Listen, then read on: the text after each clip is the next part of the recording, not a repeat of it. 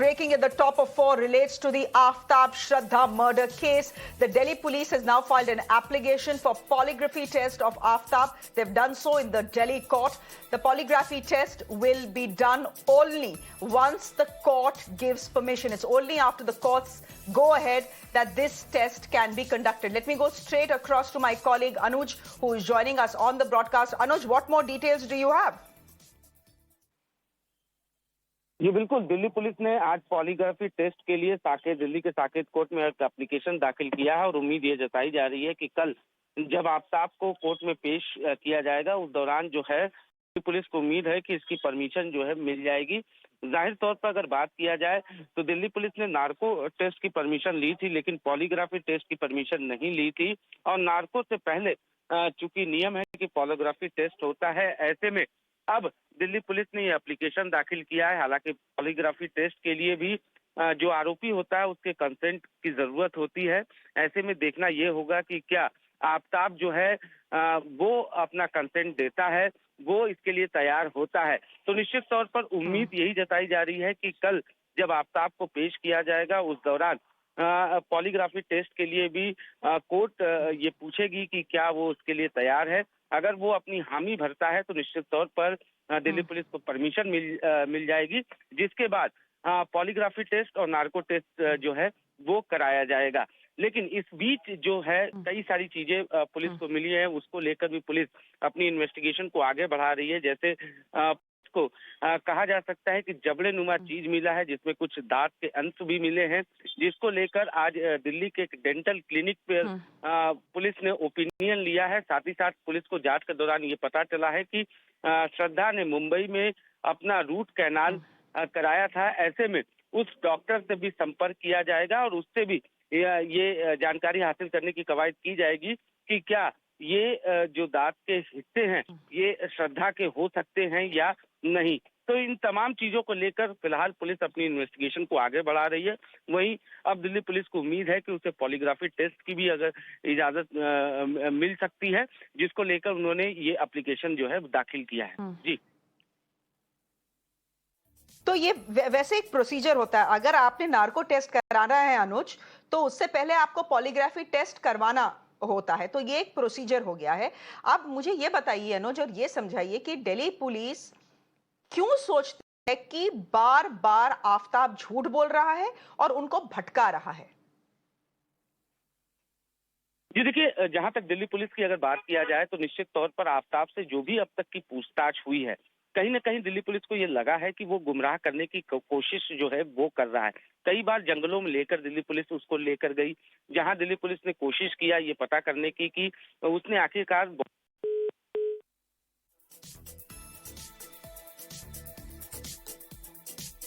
I think we have lost our connection to Anuj, but Anuj essentially telling us that the Delhi police says and feels that Aftab Poonawalla is deliberately misleading them. And the problem for the Delhi police, the investigating agency in this case, is that the murder weapon has still not been found. In fact, most of Shraddha's body parts have not been found. Blood-stained clothes of Shraddha and Aftab during the time that the murder was committed, even that hasn't been found. So all you have is circumstantial evidence and what Aftab is telling you. And over again, the Delhi police has told reporters who are tracking the case on an everyday basis is that Aftab is giving them different versions of the same day and the same story, different times. So they cannot take him on face value. Anuj, आपकी line cut गई थी। आप हमको ये बताने की कोशिश कर रहे थे कि दिल्ली पुलिस क्यों कह रही है कि बार बार आफ्ताब उनको भटकाने की कोशिश कर रहा है, गुमराह करने की कोशिश कर रहा है। ऐसा क्यों? अगर उसने ऑलरेडी कन्फेस कर दिया और बता दिया है कि हाँ मैंने श्रद्धा को मारा, गला घोट के उसको मारा, उसके बाद मैंने उसके 32 टुकड़े किए, अगर ये सब बातें उसने पहले ही बता दी हैं दिल्ली पुलिस को, एक तरह का कन्फेशन हो गया है, तो वो क्यों गुमराह कर रहा है पुलिस को? पुलिस को क्यों लग रहा है कि वो गुमराह कर रहा है उन लोगों को? जी देखिए, किसी भी आरोपी को कोर्ट में दोषी ठहराने के लिए सबूतों की जरूरत होती है। ऐसे में दिल्ली पुलिस से उन तमाम चीजों के बारे में पूछताछ कर रही है, जैसे कि वो हथियार की जिससे उसने श्रद्धा की बॉडी के टुकड़े किए, कि वो हथियार उसने कहाँ फेंका है, इसके बारे में वो सही से दिल्ली पुलिस को नहीं बता रहा है। इतना ही नहीं, मोबाइल फोन को भी लेकर लगातार वो कई नई नई कहानियां बता रहा है कि आखिरकार उसने श्रद्धा के मोबाइल फोन को कहाँ फेंका, श्रद्धा के वो कपड़े उसने कहाँ फेंके, उसको लेकर भी वो कई बार नई नई कहानियां बता रहा है। इतना इन्हें जो बॉडी के जो पार्ट्स है उसे रिकवर करने के लिए जब जंगल में उसको लेकर पुलिस कई बार पहुंची तो वो लगातार ये कहता था कि रात का वक्त उसे याद नहीं है, उसने इधर ही कहीं फेंक दिया है। और जब उस इलाके को सर्च किया जाता था तो कहीं न कहीं पुलिस को कामयाबी नहीं मिली है, जिसको लेकर पुलिस को ये लग रहा है कि आफताब जो है वो गुमराह करने की कोशिश कर रहा है। और इसी को लेकर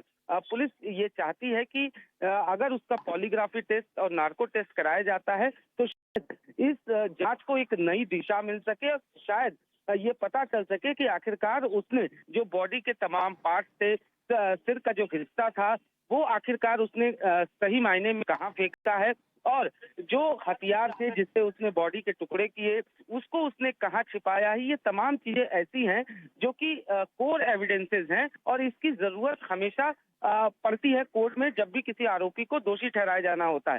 तो इन चीजों को लेकर दिल्ली पुलिस ये चाहती है कि उसका पॉलीग्राफी टेस्ट हो, नार्को टेस्ट हो, ताकि हकीकत सामने आ सके। और इसी को लेकर दिल्ली पुलिस को शुरू से ही ये लग रहा था कि आफताब जो है वो गुमराह करने की कोशिश कर रहा है। कई बार जब उससे पूछताछ हुई तो कई बार उसने ये भी बताया कि उसे याद नहीं है। वो लगातार बातों को घुमा फिरा कर बताता रहा है। जिस इन्वेस्टिगेशन के दौरान कई ऐसी चीजें आई जो कि आफताब ने छिपाया था और यही वजह है कि पुलिस को अब ये लग रहा है कि वो गुमराह कर रहा है और इसी वजह से इस टेस्ट की जरूरत दिल्ली पुलिस को है। जी चलिए, बहुत बहुत धन्यवाद अनुज हमारे साथ जुड़ने के लिए। Thank you very much.